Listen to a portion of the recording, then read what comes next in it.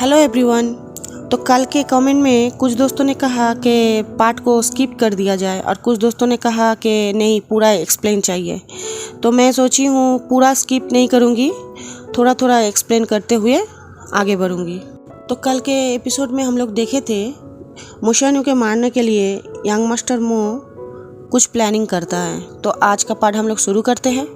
रात में विंग अपने रूम पे बैठ के एक पत्ती को अपने होंठ पे लगा के एक धुन निकलता है और जो सारे लैन जूनियर भी सुन रहा था। लेकिन कुछ देर में ही विंग के डोर पे कुछ गार्ड आता है और उसको घसीटते हुए मो हाउस के अंदर ले जाता है। विंग मो हाउस के अंदर पहुंचते ही मैडम मो विंग के ऊपर हमला कर देता है, ये बोलते हुए कि मोशान्यू ने उनके बेटे को मार डाला है।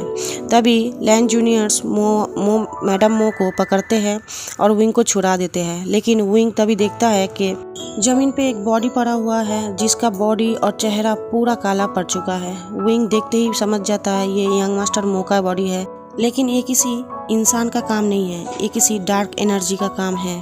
तभी एक जूनियर मैडम मो को कहता है आपके बेटे को कोई इंसान ने नहीं डार्क एनर्जी ने मारा है। और ये सुन के सारे गार्ड्स और सारे नौकर डर जाते हैं। तभी मैडम मो के एक खास नौकर विंग के ऊपर हमला करता है। उसके हाथ में एक शॉट था जो शॉट पूरा रिसेंटफुल एनर्जी से भरा हुआ था। वो नौकर मैडम मो का सबसे खास नौकर था और जो यंग मास्टर मो के साथ मिलके मोशान्यू के ऊपर टॉर्चर करता था। तभी लैन सुजुई आगे आया और एक तलेस्वान उस नौकर के ऊपर लगा दिया। लेकिन विंग समझ गया इस तलेस्वान से काम नहीं बनेगा। वो सुजुई के हाथ से कुछ तलेस्वान लिया, अपना उंगली काट के अपने ब्लड से कुछ ड्रॉ किया उस तलेस्वान पे ऊपर और नौकर के ऊपर लगा दिया। तुरंत वो नौकर नीचे गिर गया और वो मर चुका था। विंग सीक्रेटली अपने हाथों में देखने लगा, उसके हाथों से 5 कार्ड से 2 कार्ड गायब हो चुका था। विंग यंग मास्टर मो के बॉडी के पास जाता है और उसके रोप में से एक फ्लैग निकलता है। ये देख के सुजी कहता है यंग मास्टर मो इस फ्लैग को अपने पास चोरी करके रखा था, इसीलिए डार्क एनर्जी ने उनके ऊपर हमला किया था। ये सुन के मैडम मो बेहोश हो जाती है। लैंस जूनियर उनको उठाने के लिए आगे बढ़ता है, लेकिन विंग सबको मना कर देता है। तभी मैडम मो खड़ा हो जाती है और विंग के ऊपर उस तलवार को लेके हमला करने लगती है। विंग उस हमले को डॉज करके पीछे चला जाता है, लेकिन ये देख के सारे गार्ड और नौकर डर के मारे इधर उधर भागने लगता है।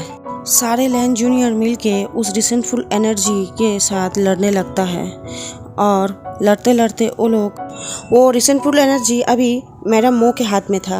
वो लोग लड़ते लड़ते बाहर चले गए। उनके पीछे पीछे विंग भी बाहर गया। वो बच्चों को अकेले छोड़ नहीं सकता था उस रिसेंटफुल शॉट के साथ। विंग भी उन लोगों के पीछे बाहर आ गया। वो बाहर आके देखा एक लैन जूनियर सबको बता रहा है किस तरह से एक लाइन में खड़ा होके मिट्टी में अपने शॉट को गाड़ के एक बैरियर बनाने के लिए। ये देख के विंग को लंजा के याद आ गया और वो मन में सोचने लगा 13 साल पहले लंजा भी बिल्कुल ऐसे ही था। नहीं, इससे भी सुंदर, इससे भी हैंडसम था। शायद ये जूनियर अच्छा आगे जाके बहुत अच्छा कल्टीवेटर बनेगा। शायद ये लंजा का बेटा भी हो सकता है। 13 साल बीत गया है, पता नहीं क्या क्या बदल गया है। विंग ये सब सोच ही रहा था, तभी देखा सारे लैन जूनियर एक बार में नीचे गिर गए और उन लोगों का बना हुआ जो बैरियर था वो भी टूट गया है। वो लोग उस शॉट से नहीं लड़ पा रहा था। विंग समझ गया उसे ही अब कुछ करना पड़ेगा, नहीं तो ये सारे लैन जूनियर मारा जाएगा यहाँ पे। वो दौड़ के गया उन दोनों बॉडी के पास और बॉडी के कान में कहा कब तक सोए रहोगे, उठ के खड़ा हो जाओ।